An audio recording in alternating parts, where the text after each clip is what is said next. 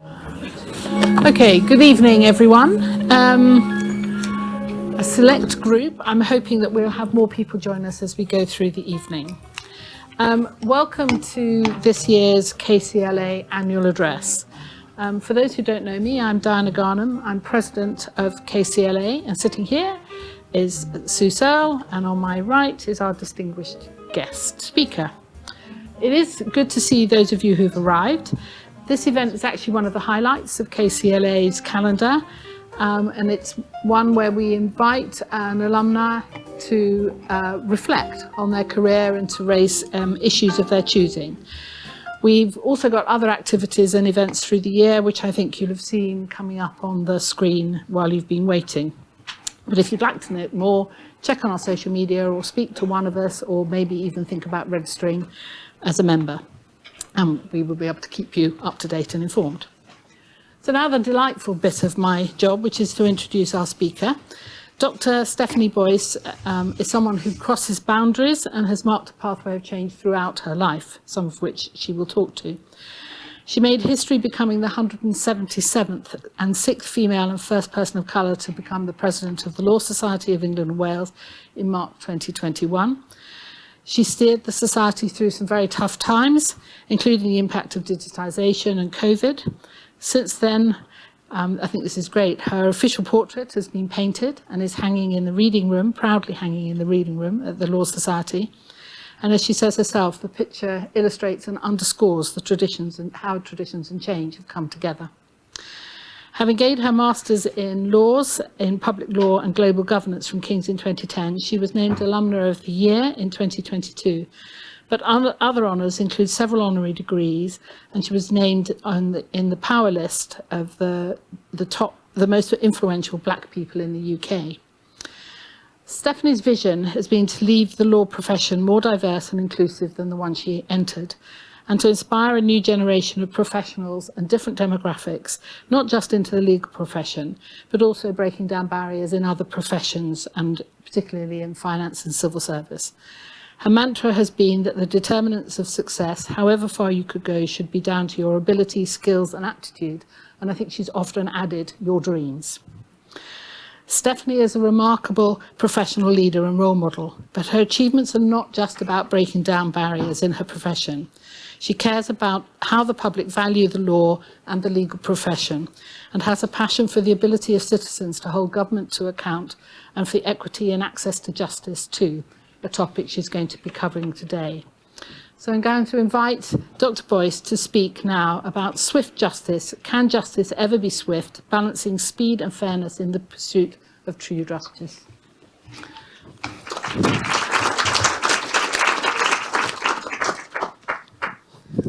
So, good evening everyone, and thank you very much, Diana, for that introduction. I'm absolutely delighted to be able to join you here and address you as an alumni of King's College London, a fellow, an honorary professor, a member of the Impact Leaders Board, and the recipient of the Distinguished Alumni Award of 2022. I think it's fair to say that King's has been good to me. The only thing missing from my collection is my portrait as part of King's Window graphics. But in all seriousness, I remember my time at King's with fondness. And the journey since has been thrilling as it has been challenging. King's is not just an institution of learning, it is a community that has played a pivotal role in shaping who I am today. And my time here was transformative, laying a solid foundation for my career in law and igniting a passion for justice and equality that has driven me ever since. And the invaluable lessons I learned within these walls, the importance of critical thinking, the power of perseverance, and the significance of embracing diversity in all its forms. And these lessons have been my guiding principles throughout my career, helping me to navigate the complexities of the legal profession. And one of the most profound experiences of my career, as you heard, was becoming president of the Law Society of England and Wales. And this role not only allowed me to represent and advocate for over 200,000 solicitors, but it also gave me a platform to champion access to justice, social mobility, and diversity and inclusion. And I'm proud to have served as the 177th, the sixth female, and the first person of colour to hold this position. And it has been a privilege to use my voice to promote and drive meaningful change. And I saw what needed to be done, and I did it. How rough and tough it was, but I had the courage to do it. I wanted to be a catalyst for change. And throughout my career, I have seen firsthand the transformative power of diversity. A diverse legal profession is not only fairer, but it is more effective. Different perspectives bring innovative solutions and enrich our understanding of justice. It therefore seems fitting for me to talk about an issue of immediate concern to not only the solicitor profession, but to improving social mobility and who gets ahead. So at the Labour Party conference in September this year, the Prime Minister and the Education Secretary announced sweeping proposals to change apprenticeships.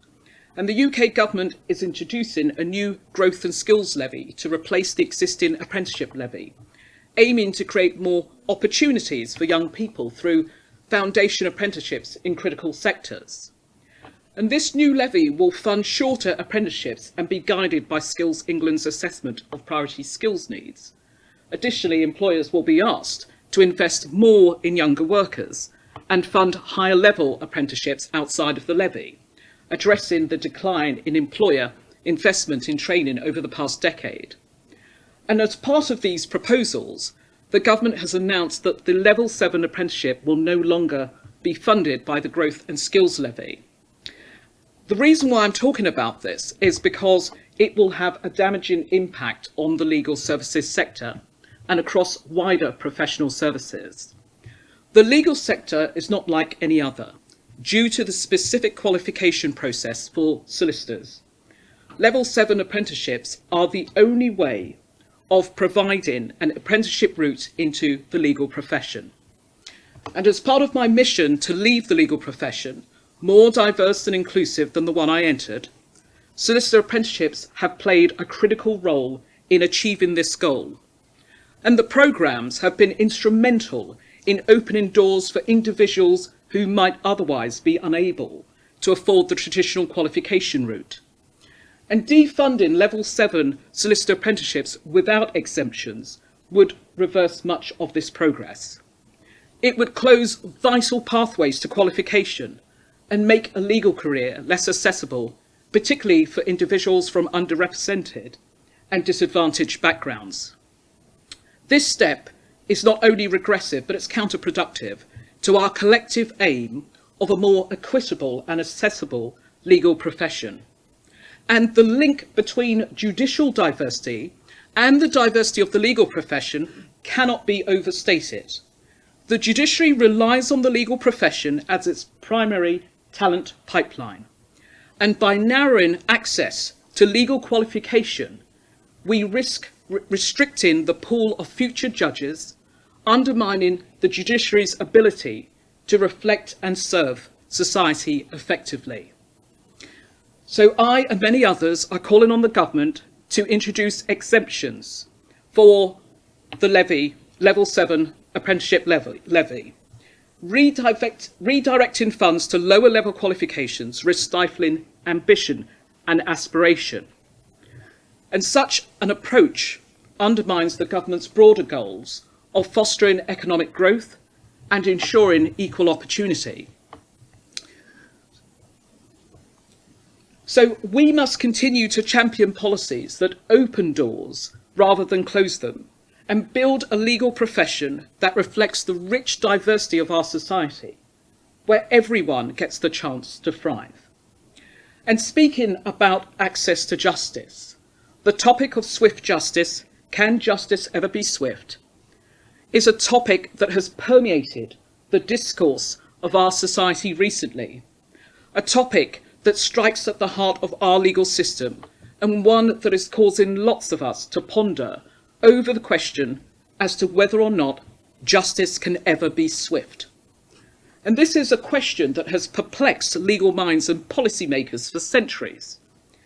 In our pursuit of justice, we must ask ourselves, Can justice be swift without compromising fairness? And ultimately, can swift justice ever be sure justice? So how do we strike the delicate balance between the need for timely resolution, deterrence, and the imperative of true justice? The United Kingdom has one of the biggest legal sectors in Europe, second only worldwide to the United States. And the issues that are facing our justice system are not just germane to the UK, but are repeated world over. But that is no excuse to allow our justice system to continue to limp along. Joshua Rosenberg, writing for the Law Gazette, the legal publication, recently reminded us of the potted history of the cuts that had been administered to the justice system in the name of austerity, beginning with Ken Clarke as the then Lord Chancellor, who, under the guise to limit tax rises, enthusiastically offered to cut £2 billion from the justice system's department budget. Chris Grayling, his successor, was even more ruthless, privatising the probation service, and so the trajectory has continued with the current Chancellor ordering all departments to make efficiency savings of 5%. But when it comes to the justice system, there is pressure to increase spending, not continue in the same vein that has got us here, over the years continuing to cut, to bleed the justice system of resources and investment until there is nothing more to give. And this is not relevant to one particular government, but firmly lies at the door of successive governments and the inherent short-sightedness of those successive governments who have failed in their outdated institutional thinking to adequately resource and prioritise justice. There has been an insufficient sense of crisis, which has damaged our society, our economy, democracy, and environment. And the new government has promised a new settlement to restore and reform justice, a justice system overhaul. And that new settlement was outlined in the recent budget, with a total of £1.9 billion for prisons, the CPS, the Crown Prosecution Service, and Probation Service, and a further 24 million injection into police station and youth court fees, which is 3 million more than what the previous administration proposed. But these amounts are going to hardly future-proof the criminal justice system or stem the exodus of lawyers leaving the publicly funded sector, nor clear the court backlogs, do nothing to prop up our ailing, beleaguered system. Instead, what we have is a piecemeal approach to justice. And recently, the Justice Secretary announced that the Ministry of Justice described as the first funding increase for civil legal aid since 1996. And with these funds targeting immigration and housing work. Further, the Justice Secretary is also set to announce a 10-year strategy on prison capacity.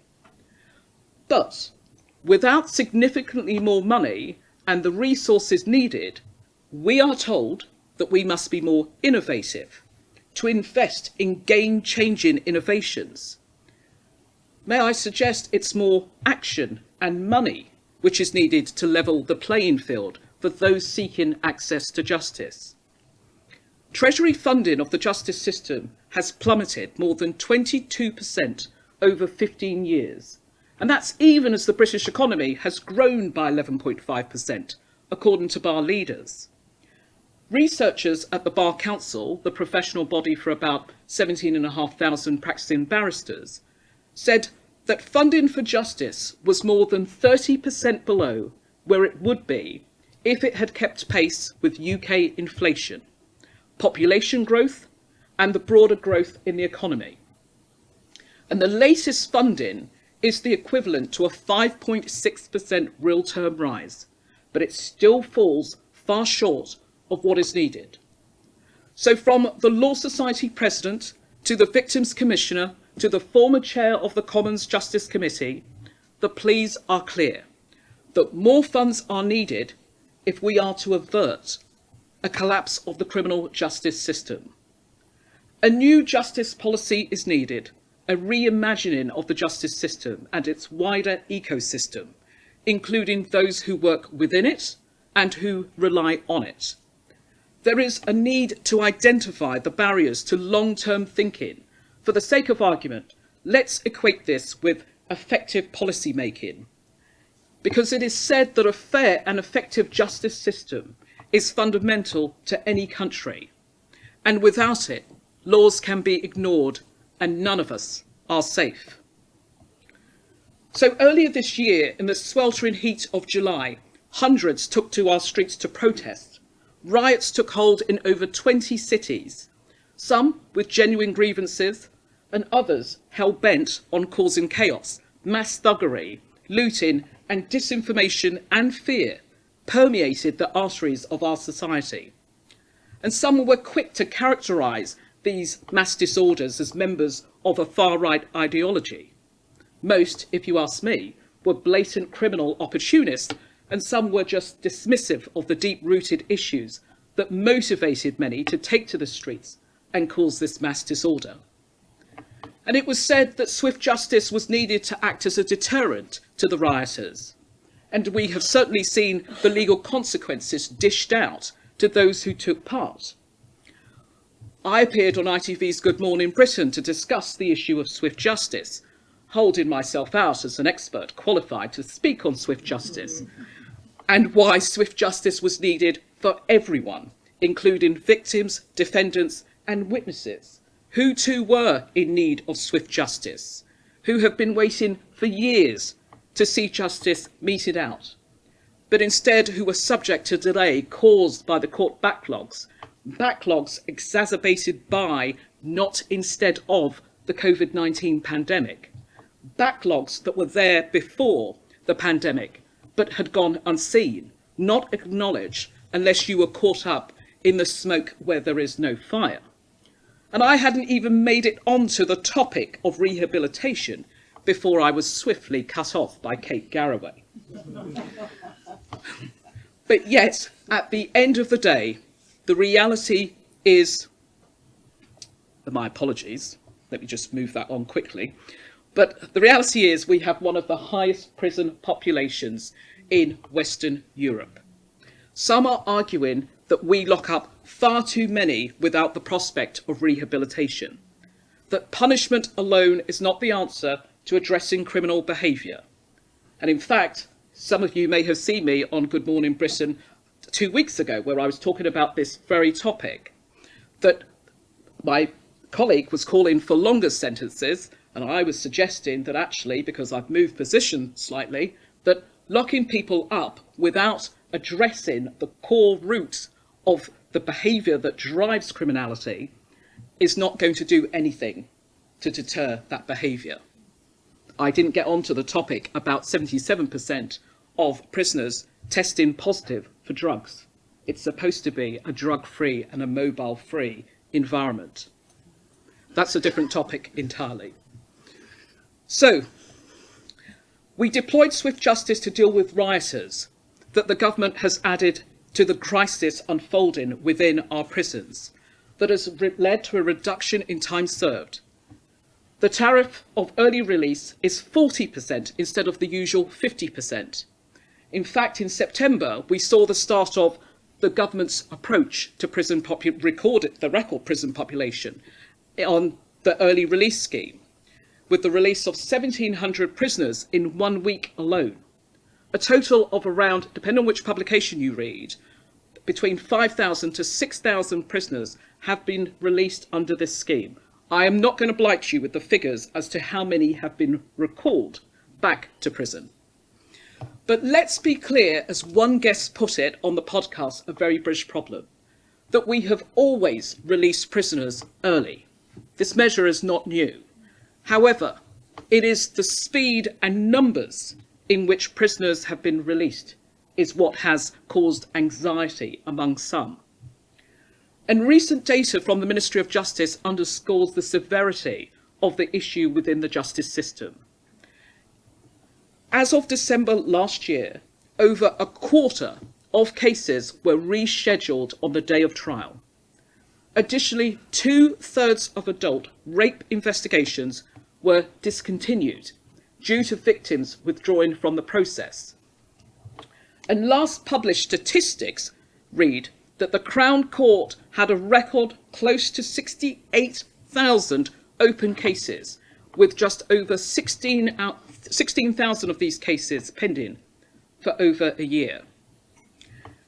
However, and most recently, the latest statistics, unless they've been published since I came into the building, have not been published because the government has said, latest statistics,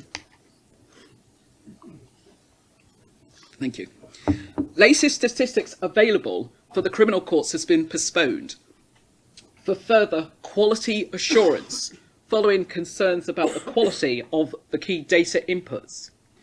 So the reality is we don't even know how many cases are caught up in the criminal justice system. We can, of course, hazard a guess. Too many. So justice, by its very nature, is about fairness. It's about equity and ensuring that the rights of all individuals are protected. Yet we often hear the adage, justice delayed is justice denied. But this reflects a profound truth. When the wheels of justice turn too slowly, the harm inflicted on victims, the anxiety faced by the accused, and the erosion of public confidence in the legal system can be significant. Recently, the Victims Commissioner's annual survey found that 73% of victims are not confident whether reporting a crime would lead to justice. And the reason being that they are frustrated by police inaction, mounting delays, and often left guessing as to what next, not being kept sufficiently informed or updated as to their complaint. Instead, successive governments have not maintained the good health of our justice system. They have not treated it with care and respect. And we, the public, have taken the justice system for granted. We have stood idly by and allowed the deterioration of its good health by not insisting as we do on proper funding and resourcing as we have done for the NHS. It should not have taken serious disorder on our streets to embed the state of the justice system into the public's conscience.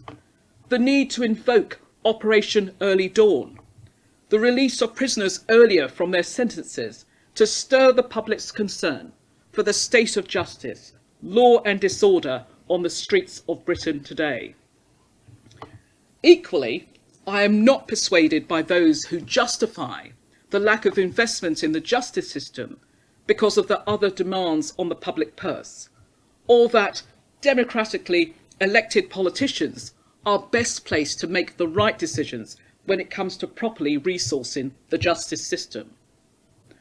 The question of whether democratically elected politicians are best placed to make the right decisions about properly resourcing the justice system is complex. I accept that.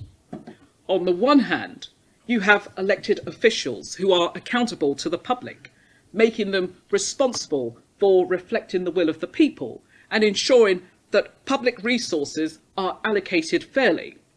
They have the mandate to address societal needs, including justice. However, justice systems are highly specialised and require informed, expert-driven decision-making. Politicians may not always have the deep legal knowledge or understanding of the intricacies of the system needed to make the most effective decisions. They also face competing priorities, political pressures, and budget constraints that can lead to compromise that may not fully serve the justice system's needs. Ideally, decisions about resourcing the justice system should be a collaborative effort between elected officials, legal professionals, and experts, ensuring both public accountability and informed, equitable decisions.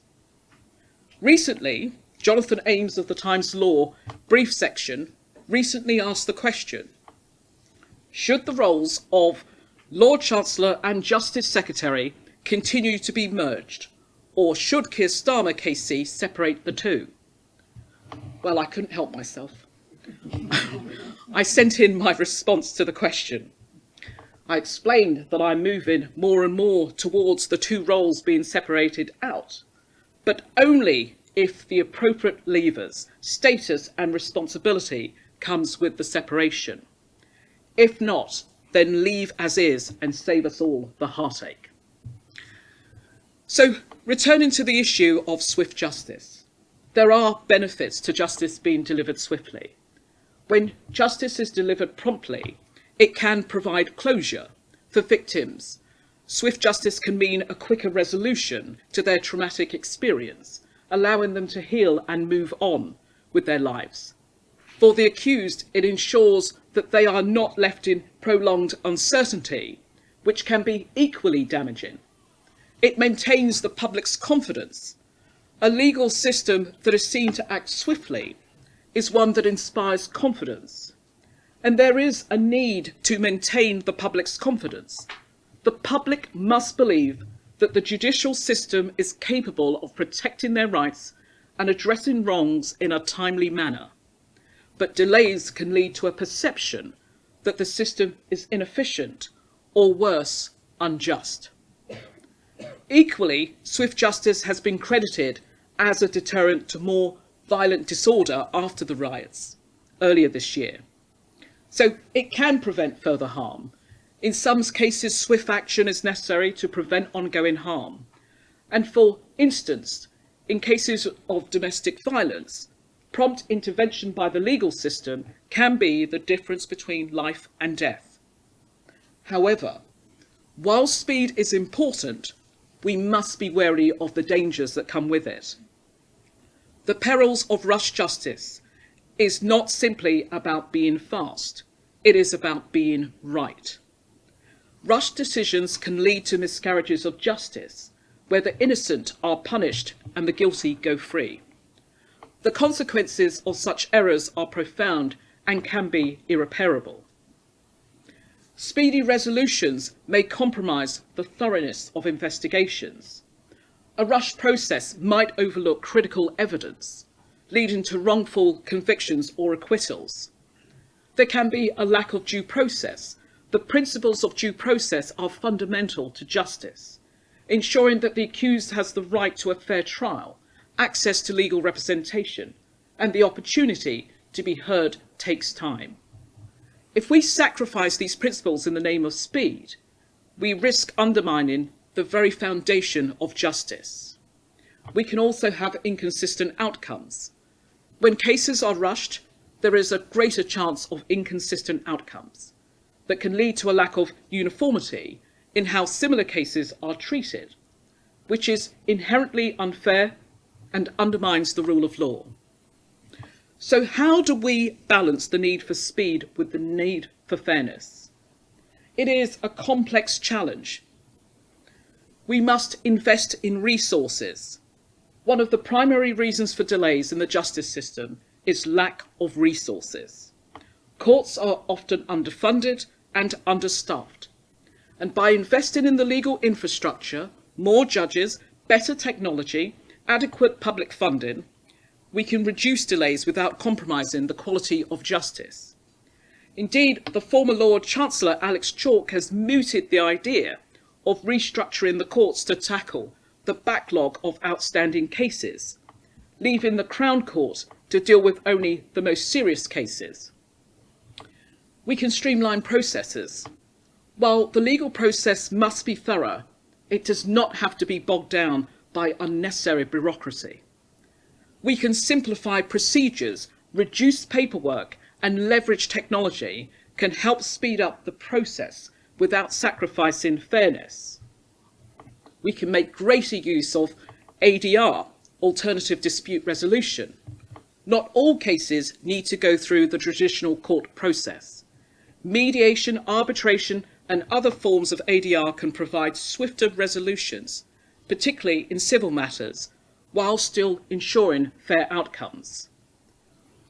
We can establish clearer guidelines for the timely resolution of cases, which can help manage expectations and hopefully reduce unnecessary delays. But these guidelines must be flexible enough to account for the complexity and uniqueness of each case. And of course, we must focus on prevention. The legal system should also focus on preventing disputes before they escalate into legal battles. And this can be achieved through better education, early intervention programs, and community-based initiatives. And swift justice is not just a preserve of the criminal justice system, but it must extend its reach to the civil justice system. Data from Shelter has found that the number of people sleeping rough is now 61% higher than it was a decade ago. UK government statistics show that 117,450 households were in temporary accommodation on the 31st of March this year. That's up 4.3% from the previous quarter and 12.3% from the same time last year. The government's aim to reform the private rented sector and level up housing quality marking marks the biggest shake-up of the private rented sector in 30 years. So too abolishing Section 21 no-fault evictions and reforming the grounds for possession, alongside the biggest upgrade to employment rights for a generation, bringing forward 28 separate reforms. And the Employment Rights Bill will introduce day one protection from unfair dismissal, removing the current 2-year threshold, and day one rights for paternity, parental bereavement leave. And of course, I know you're wondering, why am I talking about employment rights and housing and so forth? Well, it's simple. The expansion of rights will pile further pressure on an overloaded justice system. Employment tribunal claims are increasing while disposals are slowing. The number of unresolved cases rose 18% in the quarter to the 30th of June, compared with the same period last year, reaching nearly 44,000 in total. That's from the latest statistics that we had. And of course, I couldn't possibly talk about swift justice without talking about the role of artificial intelligence. The rapid development of AI technologies has ushered in new possibilities and challenges for the legal sector, laments the Law Society. Oh, did I shut this? Advances in technology are a great opportunity to improve the justice system, but the risk from discrimination to digital exclusion must be addressed to ensure that technology benefits those currently underserved by the status quo rather than those already empowered by it, says Justice, the cross-party law reform charity.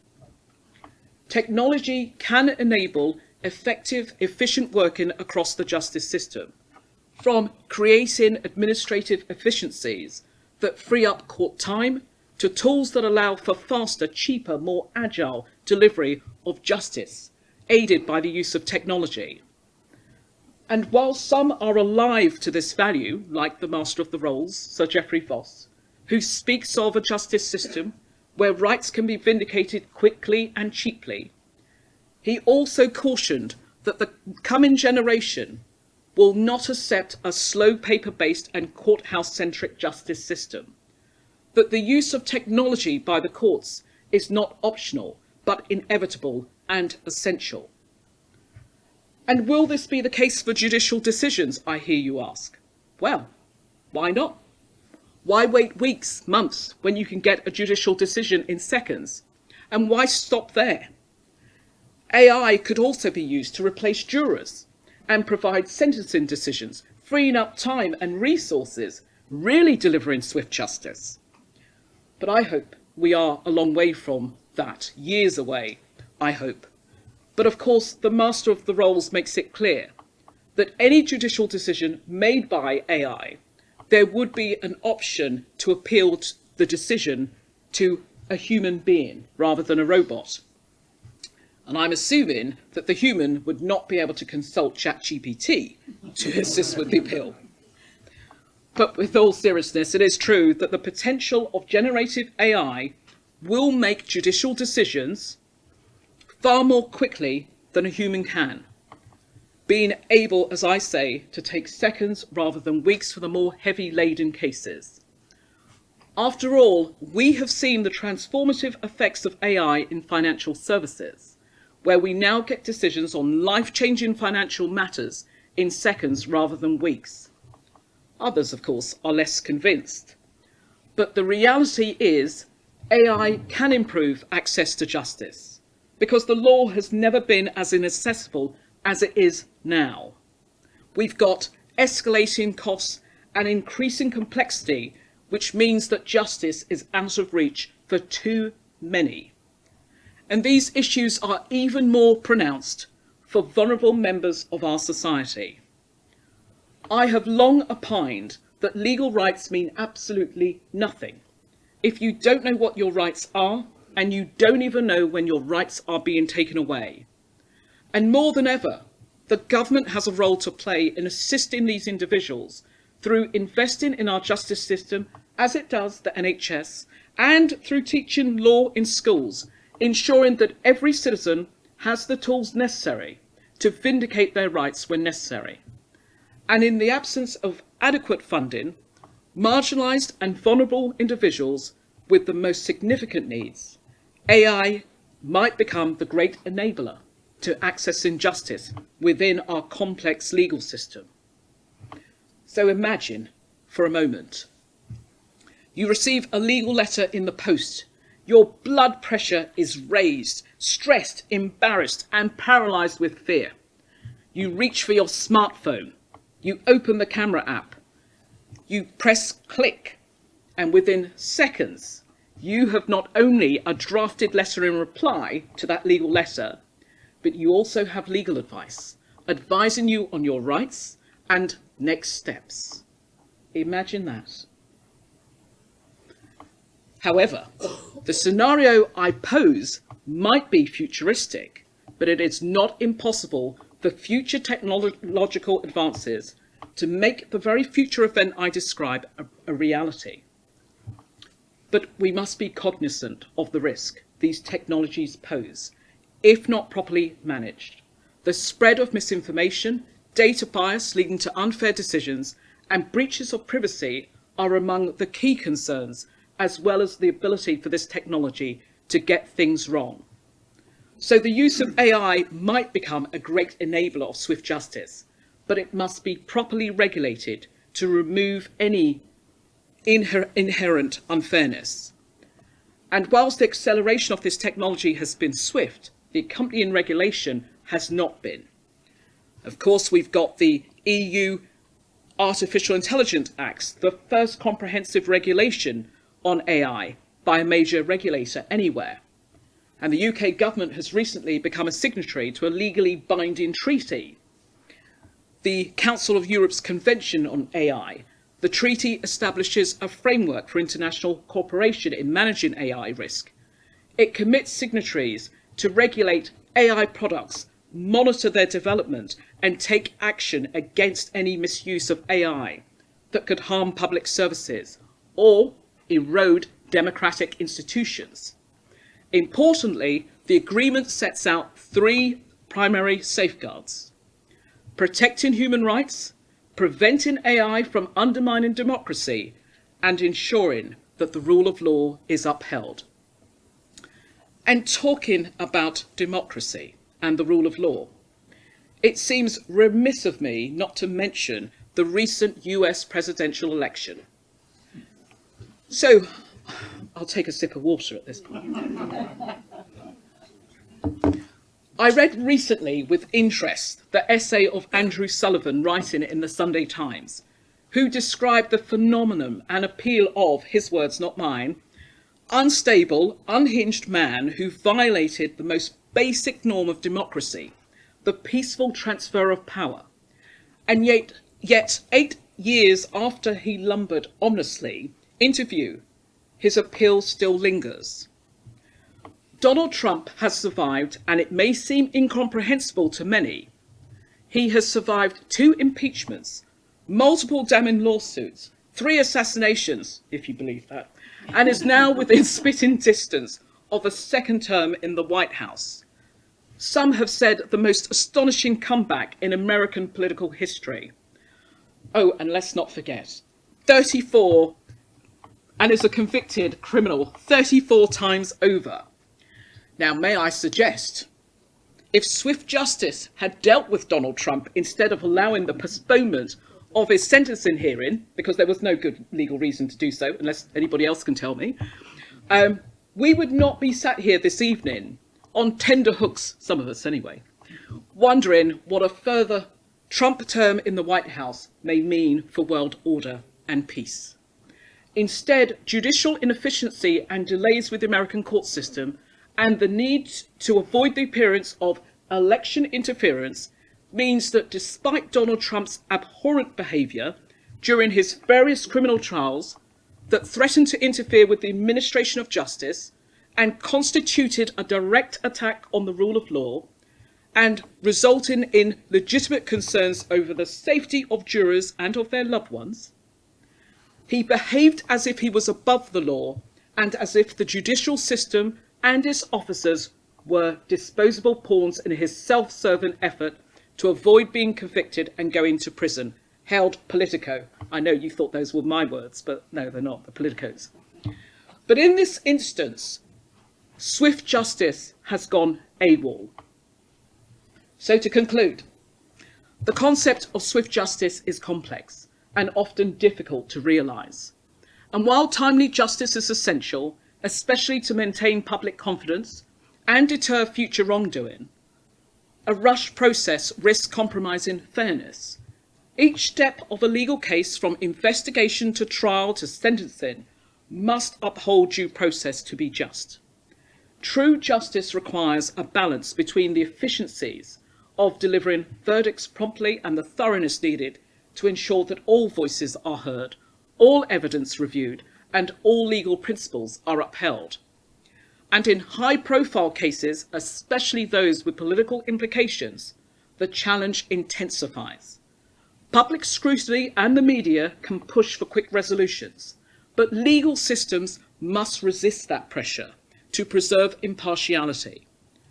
So while swift justice is ideal, it must be coupled with rigorous standards of fairness to truly serve its purpose. Thank you.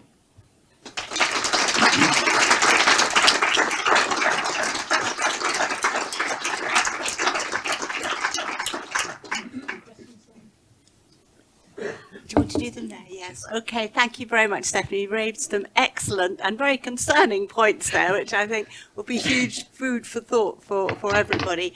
We'll take a few questions that were sent in beforehand first and then open it to the floor. Thank you. So first of all, is Rebecca Weiner here? Yeah, say hi there. She asked to Stephanie, what was your most rewarding moment in your career? Well, gosh, being here tonight. Hello, Rebecca. So, there are so many rewarding moments in my career, from becoming president to seeing my portrait on the walls in Chancery Lane, seeing people taking pictures in front of the portrait and posting them or sending them to me, has been absolutely amazing. I was president during one of the most turbulent times in our nation's history. We had and those were the external factors, that were coming at us in terms of the war in Ukraine, the withdrawal in Afghanistan, being caught out in India when Her Majesty the Queen passed, and being called back, tail end of Brexit pandemic, and the fall of Boris Johnson's government, and over 70 ministerial resignations. Because what's interesting about the Law Society, it's apolitical, but when the government starts to fall, and indeed when there's an election is called, you go into purdah as well. So you can imagine when all of this information was coming through, it just could not come through quick enough. And trying to deal with that, and trying to lead the solicitor profession, and the solicitor profession is are there any solicitors here? It's a prickly, well, yes, it's a prickly profession. Not yet. I like that answer. But it's a prickly profession. But to becoming president, when I did, and I came to it earlier because of unforeseen circumstances. So I had 2 weeks' notice to become president in March 2021 instead of October 2021. 15 months, the doors of Chancery Lane were closed. When I gave my inaugural address, it was 3 people, if you don't count the rodents, myself, an advisor, and the security guard, giving that address. But to become president was possibly one of the proudest moments of my life. It has been my complete honour to serve my profession, and it's still my honour. So it's been over 2 years since I left office. Geoffrey Voss says I'm not allowed to say step down, but since I left office, and I continue to use that platform. It gave me a remarkable platform to amplify my voice, and not just my voice, but other people's voices. Thank you. Thank you. Okay. Is Rui Lu here? Rui Lu? I don't know how to pronounce the name. Maybe not. So they asked, as a graduate of King's in 2023, I've been working at a British law firm in the City of London for a year. My question is, how do you predict and think the direction of the UK legal market in the next 5 years?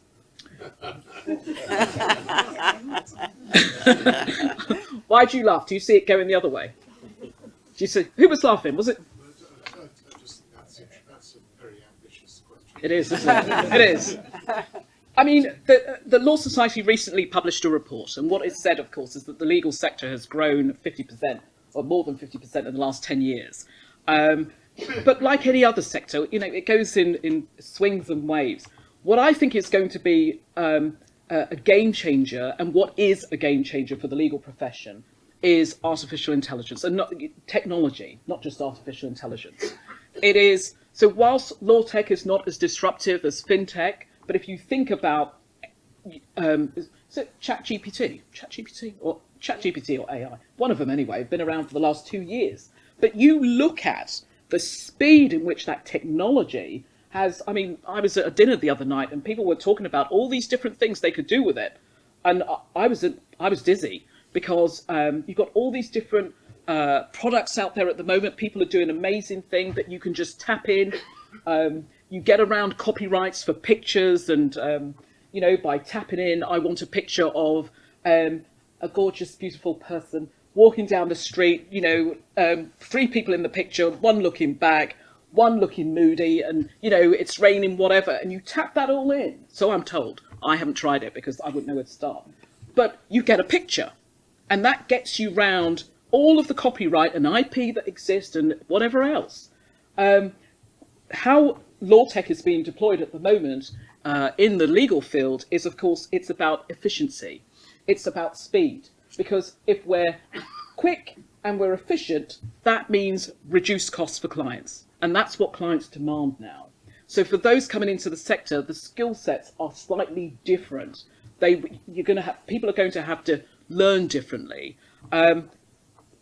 So technology is going to disrupt the legal sector, but there's still going to be a demand there. And I say that because I was watching out the window yesterday. And in front of the house is a field with sheep in it. And along came the farmer with the dog and rounding the sheep up, whatever. And I thought to myself, and then he had to get off of his tractor to open the gate. Okay, you could have a remote thingy-bobby to open the gate. But I thought to myself, how would that work with technology? Rounding the sheep up, you know, doing all those things that I've watched over the years that the farmer does with the sheep. Don't worry, I won't repeat it. But you know, just thinking about technology and how it has transformed our lives in the last, well, couple of years, 5 years. But so I think technology is going to be the disruptor for the legal profession. And we're seeing that already. It's not very quick though, but yeah. Okay. Yeah. Thank you. Okay, so next question. Matty at Pugu, are they here? Yes, hi. Okay. He asks, I would like to applaud the awe-inspiring achievements of Stephanie especially in the area of creating more opportunities for people from minority and ethnic backgrounds. My question is whether there is a way of ensuring that organisations and institutions that embrace this vision support the beneficiaries from ethnic minorities to thrive within prevailing levels of expectation, rather than lowering standards to accommodate them. This, I think, is necessary to avoid a situation where people who benefit from this laudable effort will develop a mentality of entitlement. A very long question. Matty, did you want to add any more to that? Or maybe... I mean, look, you know, there are numerous law firms, businesses have come out, and they came out with a big bang a couple of years back with targets. Quotas have long been discussed, and most people don't like quotas for obvious reasons. Some people have said that when we had the good old tap on the shoulder, that actually we had greater diversity. We've also seen EDI going right down, if not off the corporate agenda. People are not speaking much about EDI. It's being wrapped up in ESG, CSR, whatever you want to call it this week. It's being wrapped up there. And lots of people are, and I guess America as well, you know, some of the big promises and challenges that we saw coming out of the George Floyd, the abhorrent events around George Floyd, we've seen a rollback on that, starting in America, and it's creeped across the pond. So lots of firms came out, lots of businesses came out, said they were going to do things, and we haven't actually seen much of it materialise. In the solicitor profession, whilst we do better than the bar and other parts of the legal profession, we still have an issue. And that's why I started off with apprenticeships. Because, you know, defunding level 7 apprenticeships is going to do nothing to increase diversity. And you might think to yourself, I'm in a university talking about apprenticeships. The reality is, of course, is that, you know, I was lucky. I had a grant, I had a maintenance, I had no tuition fees. But if I didn't have that, I doubt I'd be stood here today. And that is the reality why I have been one of the biggest champions around apprenticeships, because it has opened up that gateway. But we in the solicitor profession, whilst we're doing better than lots of other professions and financial services, we still have a problem as to who gets ahead in our profession. And so lots of us have done lots of work around trying to increase, and it's across the diversity characteristics, from being female to those colleagues who have a disability to those from low socioeconomic background. I focused on low socioeconomic background when I was in office, because for me, if you're poor, you're poor. In 21st century Britain, if you don't have money or resources, the financial currency, you don't get ahead. That is the reality. Unless, of course, you were lucky, as I say, like myself and others, to be able to take advantage. But you still need the know-how. I didn't have the know-how. I was second year at university before, and because I'm nosy and ask lots of questions, and I came across an organisation called the Windsor Fellowship that put me in touch and started to ask me questions that I didn't even know I was supposed to ask. So the reality is, and I'm straying totally off of what the question that you asked, but the reality is not enough is being done across the characteristics to ensure that we have that diversity of people, of thought, of experience, and so forth. And that's why I have continued to use my platform to raise my voice and advocate and continue to advocate for change. I just talk about social mobility, but I'm talking about lots of things when I wrap it up in social mobility. Okay. Did I answer your question in a roundabout way? Be honest. You're too kind. Okay. Is Ionis Alekos here? Hi, nice to see you. What motivated Stephanie to make the transition from working in-house to work for the Law Society? So what motivated me? Well, first of all, when I was in private, I qualified in 2002. Nobody talked about in-house then. It was that you stayed and you went into, if you wanted to be a partner, you worked your way up. And loads of my colleagues who I went to law school with, some of them didn't even go on to qualify. Others went on to private practice and they dropped out after 2-3 years. I was lucky, again, I trained in a traditional high street firm about 200 years old in my hometown. And the partners would take tea at like 4 o'clock in the afternoon in the library or whatever it was called. I just couldn't see myself doing that. Could not see myself doing that. I had no aspirations to become a partner. And then when I finished my training contract, I wanted to be a litigator, but at that time only conveyancing was available, and I didn't. So when I left as a qualified solicitor, I was doing people's gardens till I found a job that I then had to move away to take. But in 2004, I went, and then I got made redundant twice in as many years from private practice, and I thought, enough. And I went in-house and joined the Bar Council, and that's what set me on that trajectory. Then in 2008, I joined a working party with the Law Society, because the thing about the Law Society is that I could not get on any of their committees to save my life, despite the fact, because for me, it represented a closed shop. You know, unless you came from the city, and I can say what I like now because, you know, I'm no longer president, but unless you came from the city or a certain background, for whatever reason, they did not want you on their committee, could not get on. And I just sat there thinking, this is so wrong. So I applied for something that I never thought I was going to get, and I got it. And then they said, if you sit on, so it was like council membership committee that looked at the geographical makeup of council members. And they said, if you sit on this, because I was representing Holborn and Westminster, you need to be an ex officio member of Holborn and Westminster Law Society, which I did. And then a couple of years later, they asked me to become secretary. And I thought, secretary? But I thought it would be rude to refuse. So I accepted the invitation. And through that, I then got to meet lots of other people, joined council. I was nominated to get onto council, joined council, and that's how I got onto the Law Society Council.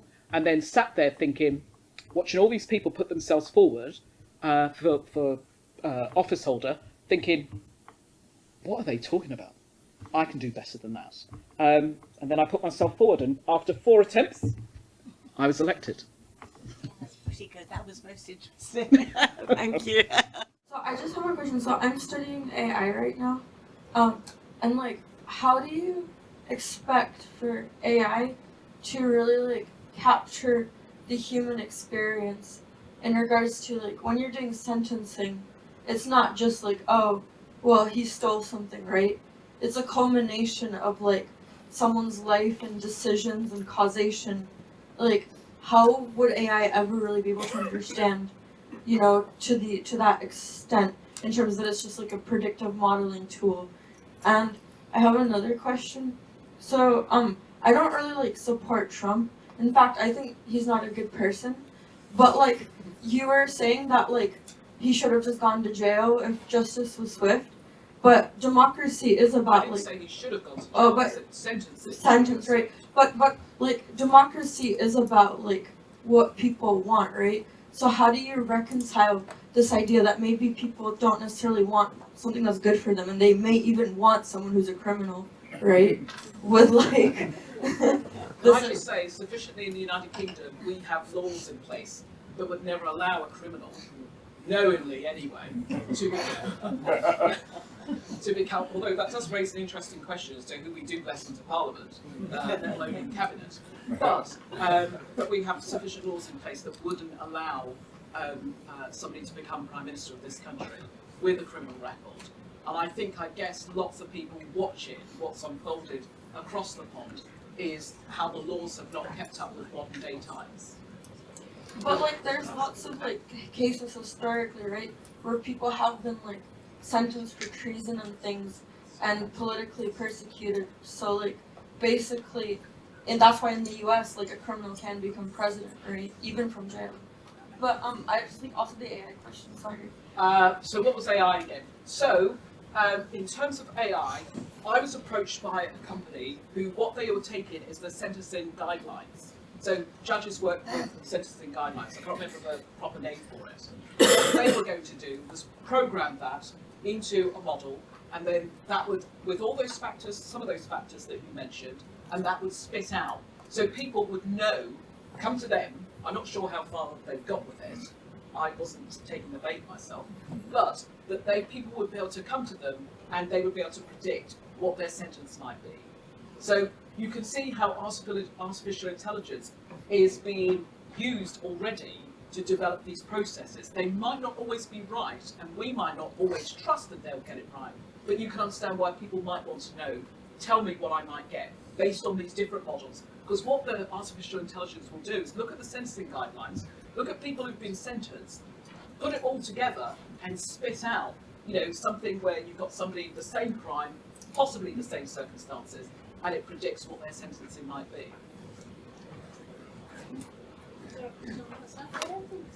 Okay. Just at the back there. We'll just do about 2 or 3 more. We've got a quick one from Mario. Working. Thank you for the address. It was very enlightening. I had a question about diversity and inclusion that you talked about. So I came from India 3 years ago to do my master's here, and then I struggled a lot to find a job. And this is one of the core problems that internationals are facing today, wherein we go to employers and they're just not ready to invest in us. So sometimes it feels like that a lot of doors are just closed in front of us just because we're from a different country, no matter what talents we bring, no matter how well we are skilled, or no matter how well we talk to people. So in such circumstances, for people who are very ambitious, a lot of people here in the room as well, what would you suggest they should do, being on the other side of things?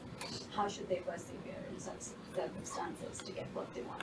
Well, you keep going. You heard me talk about those 4 attempts that it took me to become president, and that was exactly it. But people told me all kinds of different things. We need somebody who can converse with government, as if I couldn't converse with government.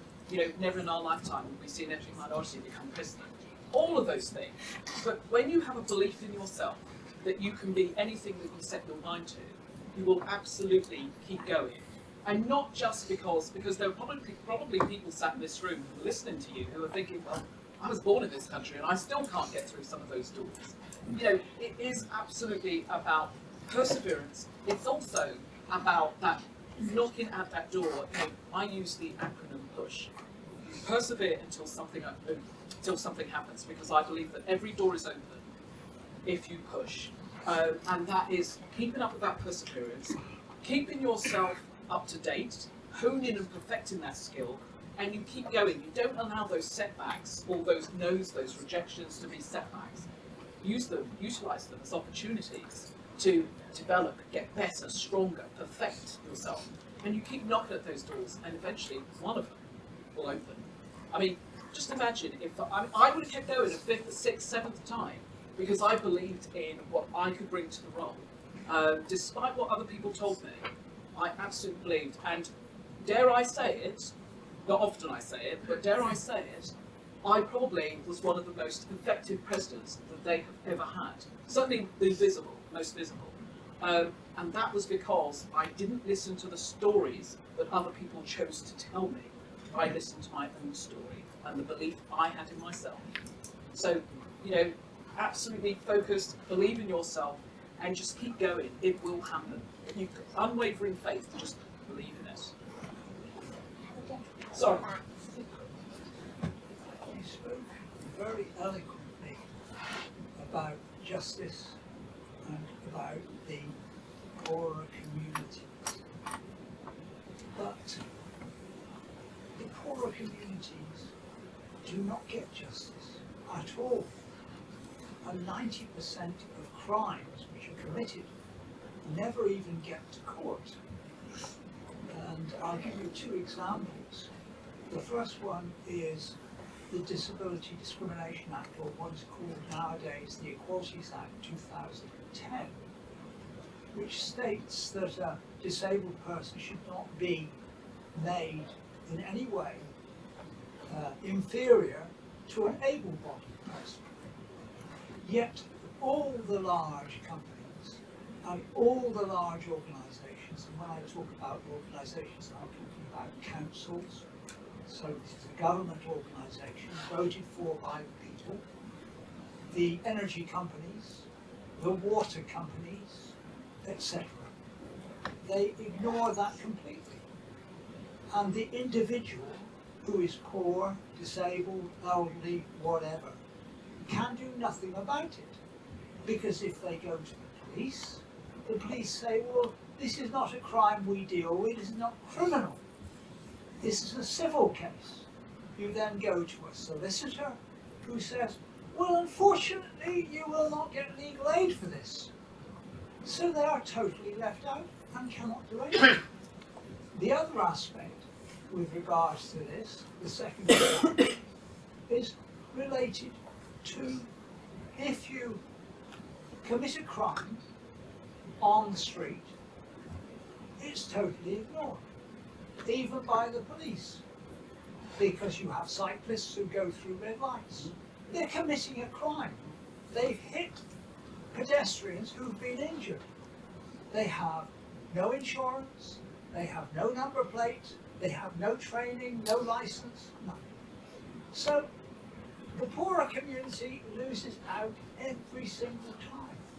So what can the legal community actually do to change that?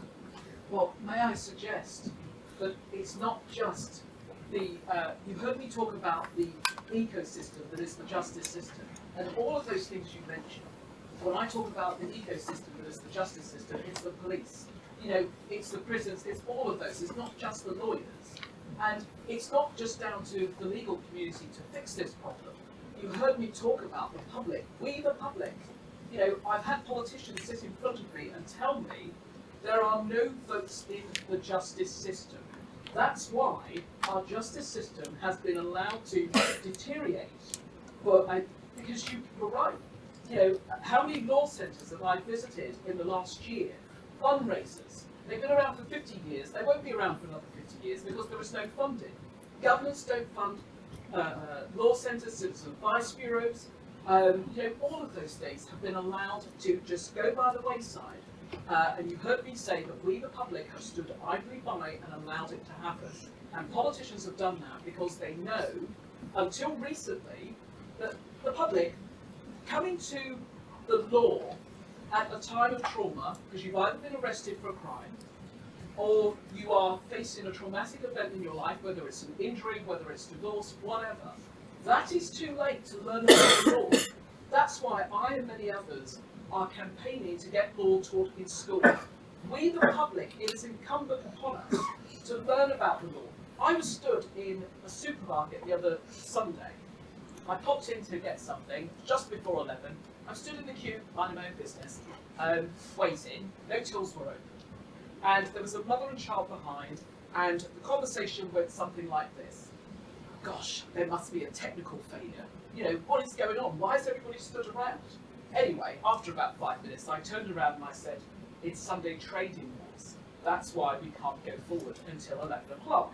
So Sunday trading laws means, I think it's between 10 and 5, you can only do 6 hours between there. So some choose 10 and 4, some choose 11 and 5. Anyway, so when I said that, the amount of people who said, ridiculous, breach of my human rights, how stupid, all of this. The point is, the law touches every part of our lives. You cannot escape it. But it still amazes me how little people know about the law.